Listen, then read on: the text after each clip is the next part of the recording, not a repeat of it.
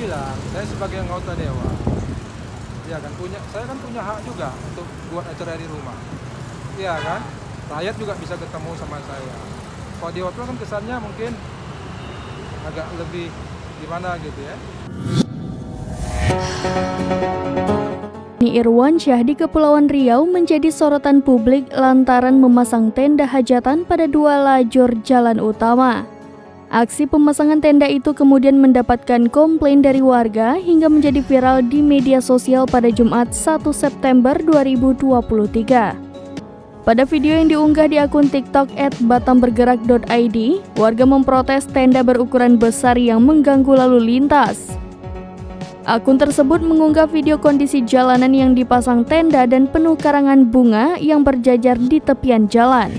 Hingga artikel ini dimuat, unggahan tersebut telah mendapatkan 426,4 ribu penayangan.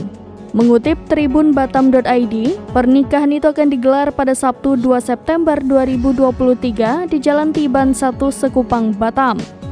Warga memprotes lantaran tenda akan mengganggu lalu lintas di jalan depan Masjid Al-Muhajirin Tiban Indah tersebut.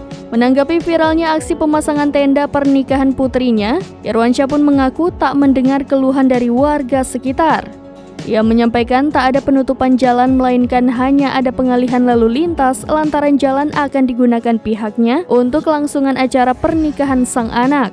Dalam video klarifikasinya, Irwansyah memohon maaf kepada masyarakat yang merasa terganggu.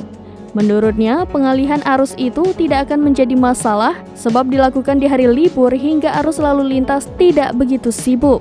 Pada kesempatan itu, Irwansyah merupakan kader Partai Persatuan Pembangunan atau P3 mengatakan akan ada sejumlah tamu VIP.